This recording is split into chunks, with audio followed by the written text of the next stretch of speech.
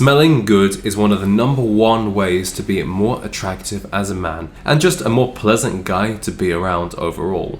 And while cologne is great, it's not a fix-all solution. And you don't want to overdo it because every single cologne is subjective. Luckily, smelling good is simple. You just have to follow these 5 steps. Now, I'm not going to tell you to shower every day or to brush your teeth. You already know this. Instead, I'm going to talk about 5 things that you might not have thought about before, but will go a long way in helping you smell better. Some of them might freak you out a little bit, but bear with me, I do all of these myself and I find them to be very effective. Number 1 is to shave your armpits. Here's why you should shave your armpits as a man. Your armpit hair is a great place for sweat and odor to build up. Keeping the underarm area clean and free of excess hair can stop the buildup of bacteria and minimize the risk of skin issues. And I don't want to be gross, but when your armpits are really hairy, it can be difficult to wash the sweat out of them. Even in a shower with a loofah and soap and scrubbing, it can still be hard to just get rid of that odor completely.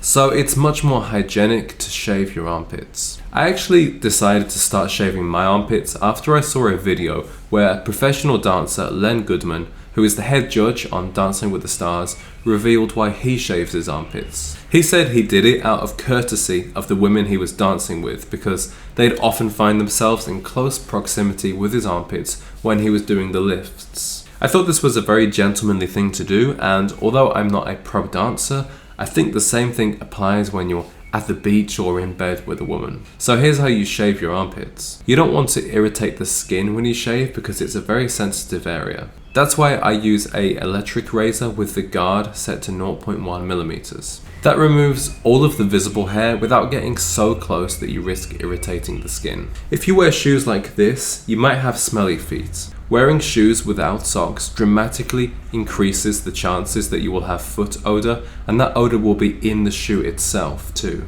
I love the look of wearing shoes without socks as much as the next guy, but you have to wear no-show socks. These socks, which are also known as liner socks, provide a barrier between the soles of your feet and the insoles of the shoe, which stops any sweat and moisture being absorbed into the shoe itself. Our feet have 125,000 sweat glands, so it's perfectly normal for your feet to get sweaty on a hot day.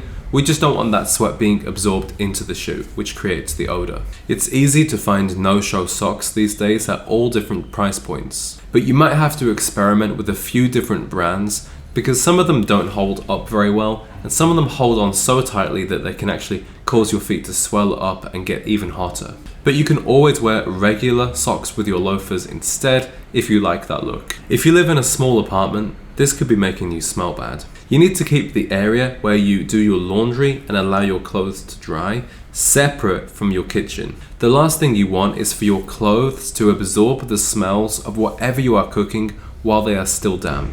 That's going to lock in these odors and those clothes will never smell fresh. Now sure, the drying machine is okay for some clothes like your gym clothes, but when it comes to dress shirts and high quality clothes, you need to air dry them, otherwise you'll ruin them. When I lived in an apartment, I always dried my clothes in the bedroom with the window open and the door closed. It's as simple as that. You don't need to worry about buying expensive washing powder because you don't want to smell like laundry detergent anyway. But you also don't want to smell like cooking. So just keep your laundry area and your kitchen area as separate as possible. If you want to smell good as a man, your home has to smell good too. If your house smells bad, you probably do. Think about it, it's where you spend many hours a day, it's where you sleep, and it's where all of your clothes live. I had a friend in college who, great guy, but he smelt pretty bad. And when I went to his dorm room, it made total sense because it smelt terrible and it smelled exactly the same as he did.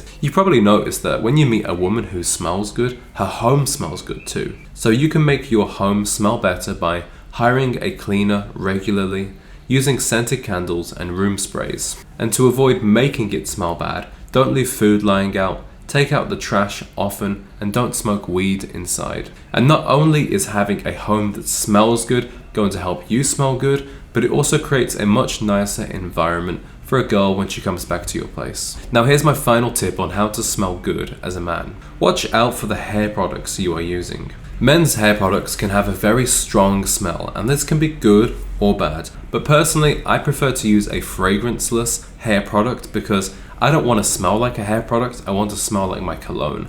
And trying to match the smell of your hair product with your cologne can be very difficult and confusing. What type of product is right for you depends totally on your hairstyle. But let me tell you about 2 fragrance-free hair products that I am currently using. Firstly, I use a sea salt spray. This one is just salt and water, so naturally it has no fragrance to it. But I believe that almost every man could benefit from using a sea salt spray because it just thickens up the hair. Next, I use the Hands de Foucault Quicksand Clay just to keep my hair in place with a light hold. Like most Hands de Foucault styling products, it has no real fragrance to it at all, just a light smell of the ingredients used, but once it's in your hair, you can't smell it at all. So if you have medium length hair and you are looking for a good natural styling product with a matte finish, I'm going to put the link to this one in the description.